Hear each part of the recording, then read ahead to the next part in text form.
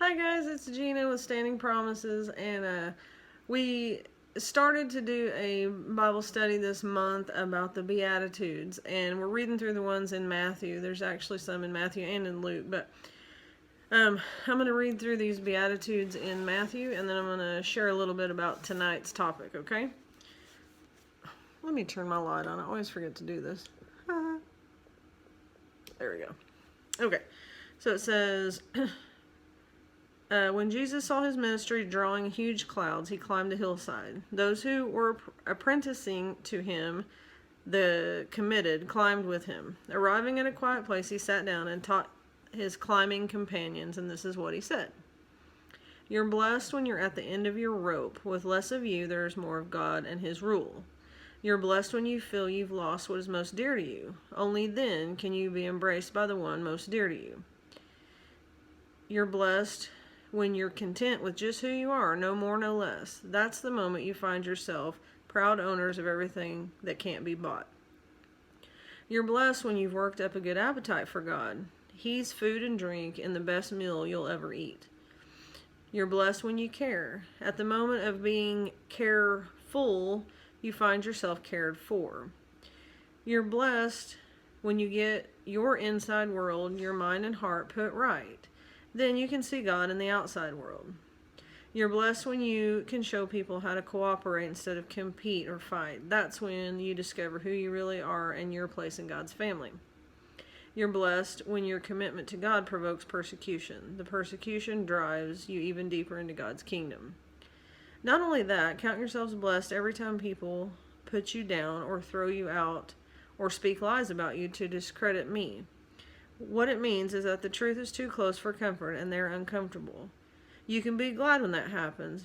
Give a cheer even, for though they don't like it, I do, and all heaven applauds. And know that you are in good company. My prophets and witnesses have always gotten into this kind of trouble. Okay, so this is Jesus talking, and he's basically kind of coaching the disciples at this point. And so he's this first part he's saying, you're blessed when you're at the end of your rope. And I mean, I know as a mother, I've been at the end of my rope many times, whether it be in the mother situation or whether it be at work. I mean, just life, there's many situations where I felt at the end of my rope.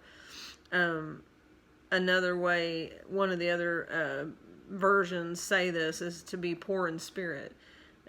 Basically, you're trying to do it alone, like you don't have any spirit. You're not turning to God for when we have something, stressful or burdensome in our life. But we do that kind of stuff all the time. Like, I don't know how many stories it's been like, people that may not even go to church, people that don't really turn to God for anything. But when there's a huge thing come up, family members are in a car accident, somebody got, diagnosed with cancer, somebody's injured and they're in the hospital. I mean, right now, somebody with COVID, the multitude of things, babies being born with disabilities, whatever it is. Have you noticed that even people that would maybe say they don't even believe, a lot of times will hit their knees in prayer. And,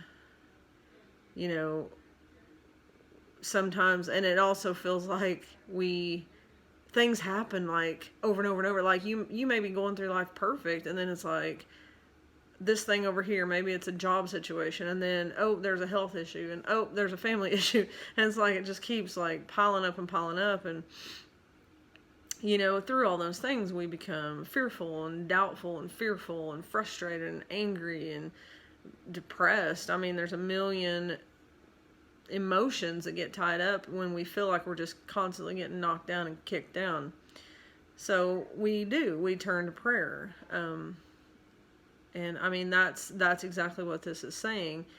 I think deep down we all know that God is the creator of all things, and I think we all deep down know that ultimately he's the one that can control the situations that we're in. And so that's what it's saying. You're blessed when you're at the end of your rope. With less of you, there is more of God and His rule. So basically what I want to leave you with tonight is, when we step out of the situation and just let God step in, that's when we can fully see His blessings manifest in our lives. So that's all I've got tonight, guys. Hope you enjoy. Have a good one.